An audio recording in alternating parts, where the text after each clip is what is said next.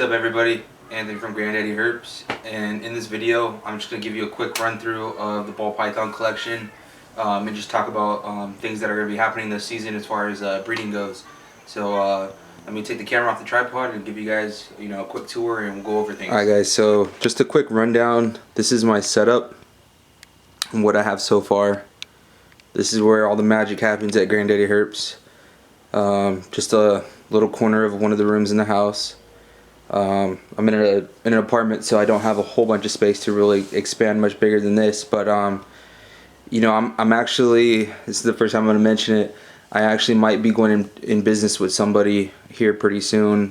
He's kind of mentioned the idea to me, and he actually has his own shop, and he wants to expand, and he's thinking about having me take over the ball python breeding while he takes over the rat breeding and the supplies and stuff like that. And his future goal is to have his own reptile store, basically like having a triple L reptile. And he just basically mentioned the idea. We talked a little bit about it, and I'm actually kind of hungry to get something like that started. So we'll see where granddaddyHerps ends up in like 2 years. We'll see.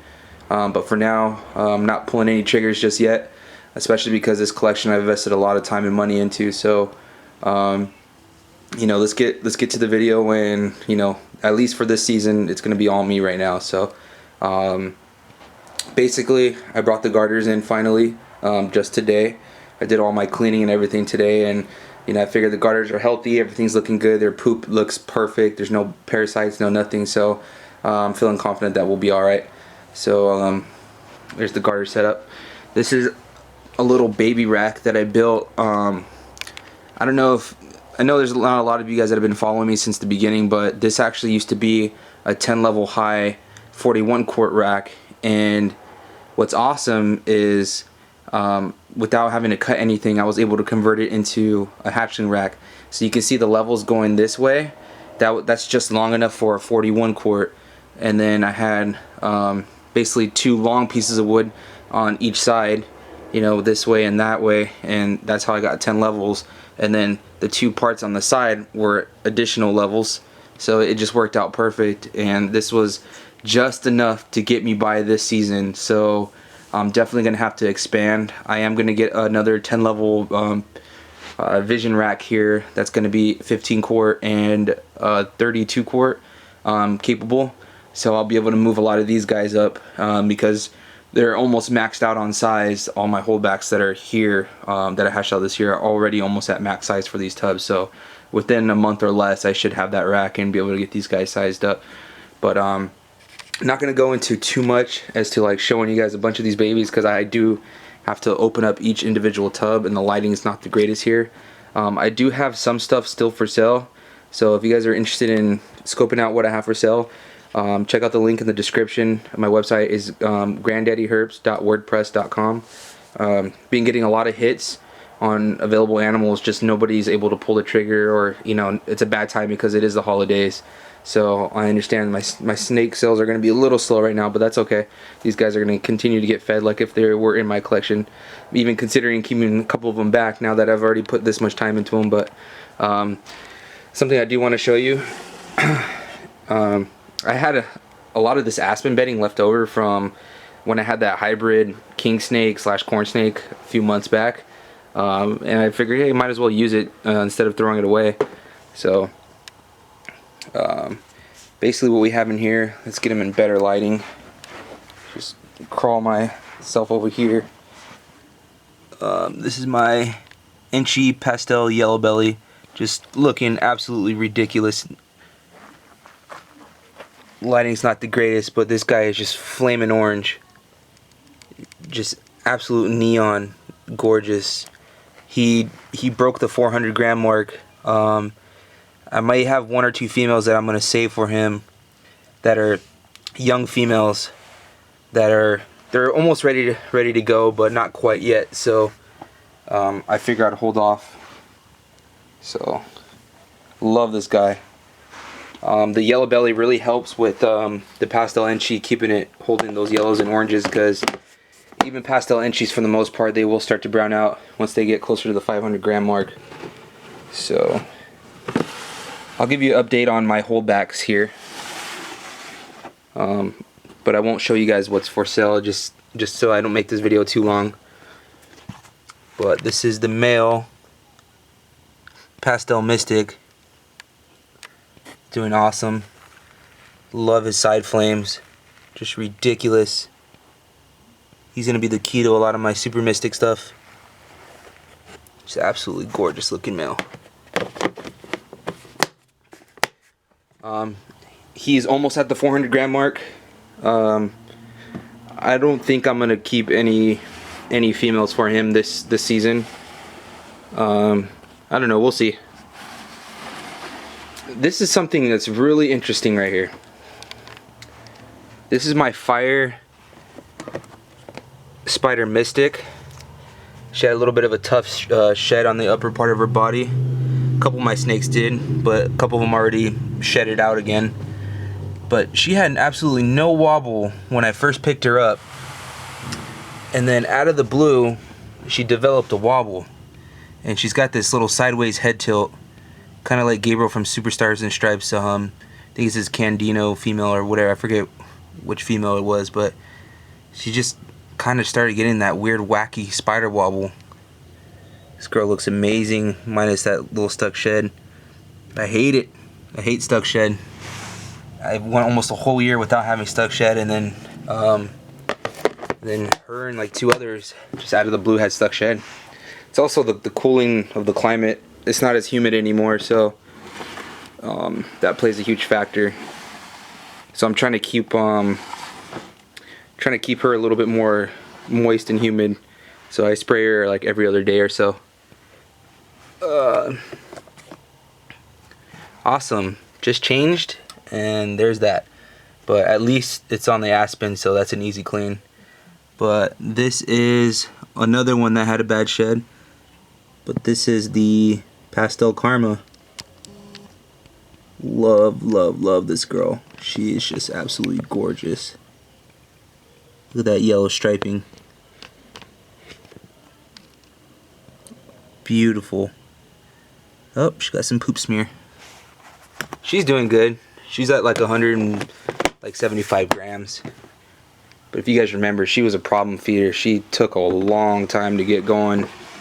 And then out of the blue, she's just like, alright, now I want food. So, again, these are just some updates. This girl has a little bit of a wobble. Not a lot. She just sticks her head straight up in the air and she kind of falls back. It's about feeding time, so she's getting more ready to pound some food. Look at that dark head. But she is my bumblebee, possible mystic bumblebee, but I'm almost positive she's mystic bumblebee. Oh, someone's texting me. I forgot I have my huge speaker connected for when I was doing my cleaning. This little guy, the thing bumps. But yeah, she's doing awesome. She's almost 300 grams. She's a mouser that recently got switched over to frozen thawed, so I'll be able to get some more weight on her. But she's growing definitely above average. This little guy's in shed. And again, every single snake that I'm showing you is a whole back. So sorry guys, none of that stuff's for sale. My website has everything for sale. And what's funny is, like, people will go to my website, they'll see what I have for sale, and then they'll ask me if I have anything else for sale. It's like, come on guys, if I did have anything for sale, I would post it. I'm not keeping any secrets. This one is in deep shed. I feel like this guy sheds every other week or so. A male clown. Nothing too crazy from what you've ever seen in the past. And then my last holdback is basically a low expression pastel lesser calico. It's hard for me to like prove to people that she is calico, but if you look close enough, you can see all that white that's underneath all the alien heads. So she's definitely got calico. And she's just smoking. Those colors, I mean, when I just like stare at her crawling around, you see those side colors, just awesome. But with each shed, those whites are just coming in more and more pure, like your typical calico stuff. Every shed just getting more and more. Definitely a keeper. She's on World of Ball Pythons. Someone beat me by 14 days. And the other one that the guy hatched out is like completely different looking than this one. His looks pretty insane, not gonna lie. There's that. So yeah, here's the garter snake setup. These guys just ate. Let me show you a couple more of the smaller ones. Again, my lighting is horrible. Awesome. Story of my life. But thank God. And here's another good breeder tip. Always keep a good like 2 to 4 extra tubs of the same size. That way like you can get to the cleaning a lot easier and quicker. That way if you're just extremely busy and you can't get to it, at least you know you can swap them out really quick. This is my female Mystic Pastel. Doing really good. She's almost at 400 grams already. It's beautiful. Like I tell everybody, you would think she's got yellow belly with all that flamage. Smoking.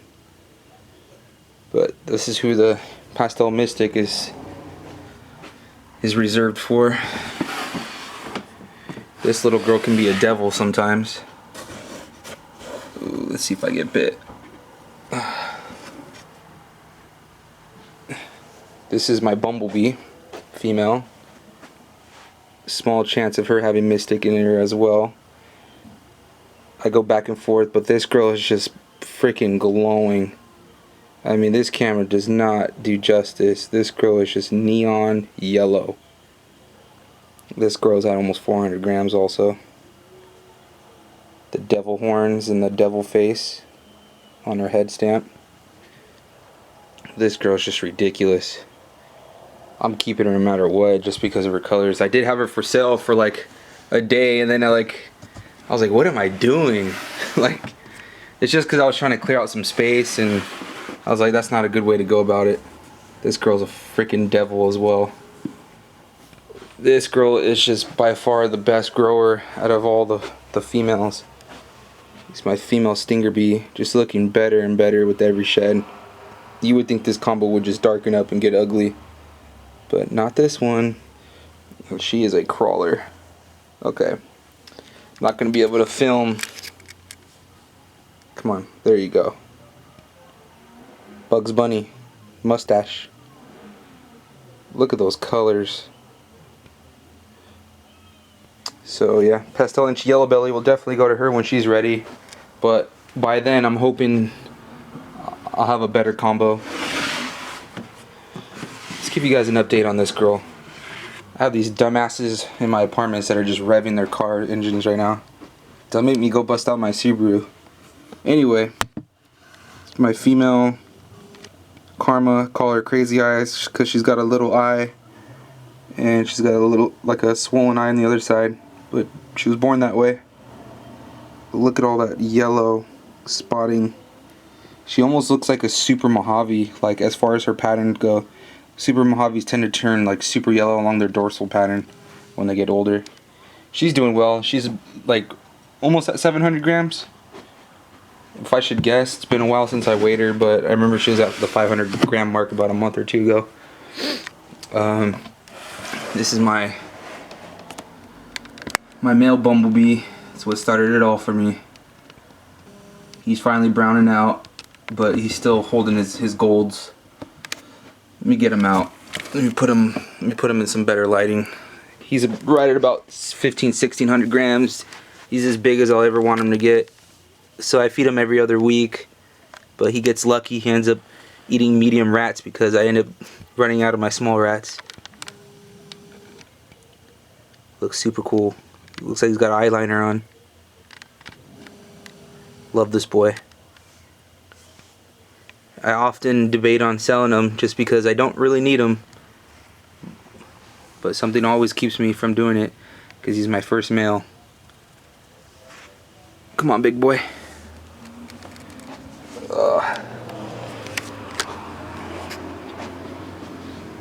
Get back in there. Alright, making a long video for you guys. The het clown female. She's almost ready to go again. See what we got in here. Here's this girl that I don't really show too often. She's not really like a secret project, but she's not like, I don't know how to explain it. She's not like the brightest snake on the earth, so it's not really a lot of people's favorite, but she's a pewter calico. She's looking pretty dark, but this girl's gonna go this year. I'm saving the pastel inchy yellow belly for her. She's right at about 1,100 grams, but she'll go this year for sure. She has a lot of these paradox markings, but this combo tends to get them. You see all that stuff everywhere on the tail end. Come on, sweetheart. And I don't know if you guys remember, dang, she's all over the place. I don't know if you guys remember when I first picked her up, but she was extremely skinny, and the owner told me that she was a problem feeder. And ever since I've had her, all it took was me giving her a hide in live medium raz, and game over. I mean, she instantly started eating. It almost looked to me like if the guy was starving her. She is super shy. Look at that dorsal pattern. Just like a straight dark stripe. And she does have some signs of the calico, like you see the white bleeding through. She has like a bunch of random spots where the white bleeds through from the calico. But the cinnamon kind of takes away from that a lot. Awesome girl. So there's that. Pewter calico. So some snakes just want to hide. So give it to them if they ask for it.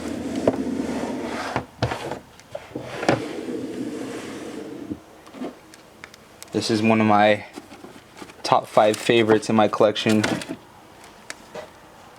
This girl, I will end up getting her to go this year. But I'm going to get her to go probably starting in like February. She just broke 1,000 grams. If I can get her to 1,200 grams, I'm going to start locking her in hopes that she'll put on some food and get up to at least 1,400 grams, and I'll be happy. But I'd say if you're first getting into breeding, I wouldn't start breeding at 1,200 grams, but I've got a little bit of experience, and as long as she's full of weight, I don't see an issue with it. It's a pastel yellow belly female. Just absolutely smoking. Love that busy pattern, and she can be very evil and vicious as well. I'm surprised she hasn't hissed at me, but you can see she's very twitchy.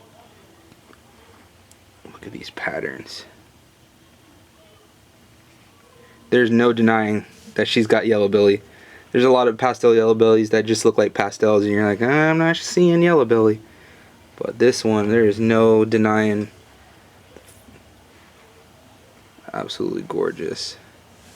Beautiful snake.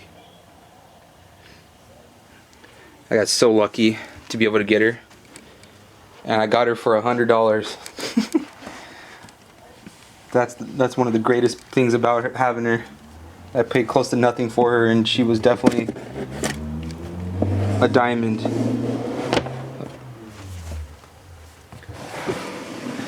Pastel female. She's from Garrick DeMeyer.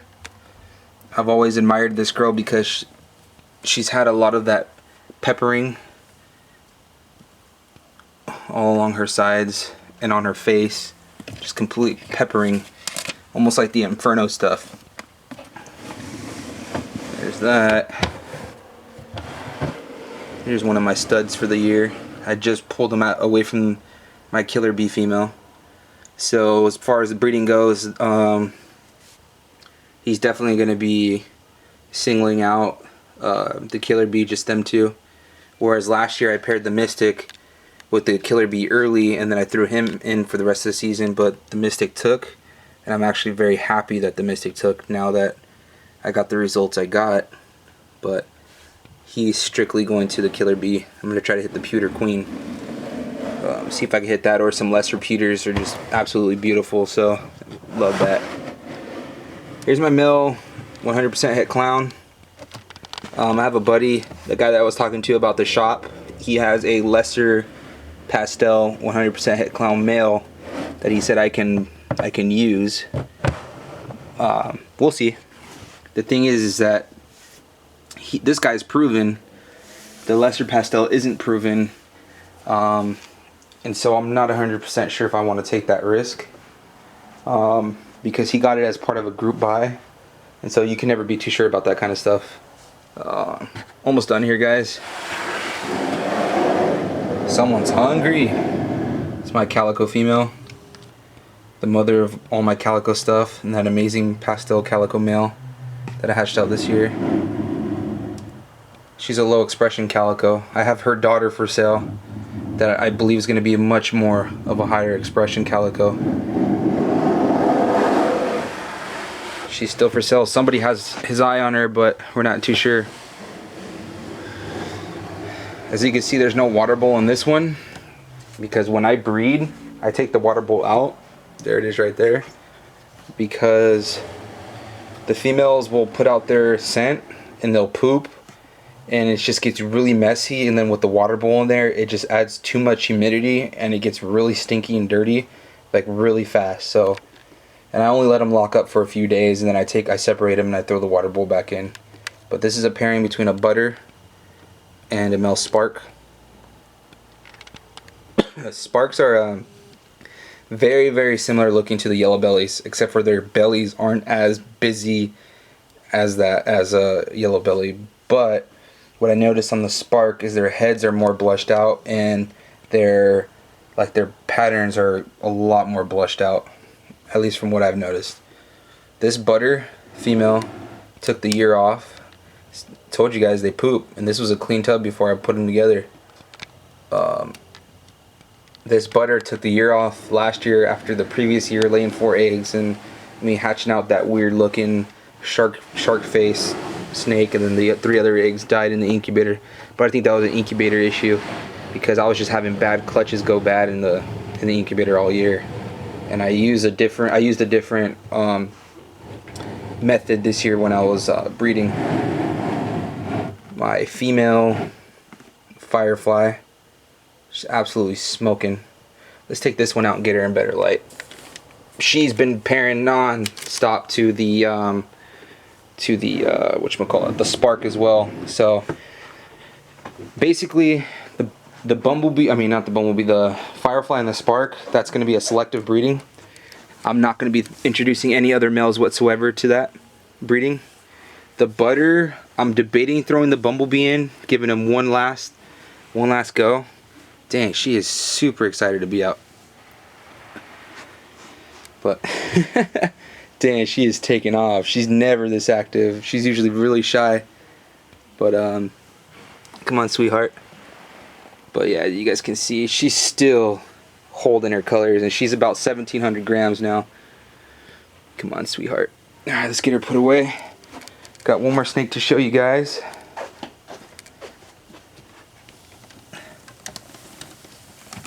I think I'm already filling the follicles.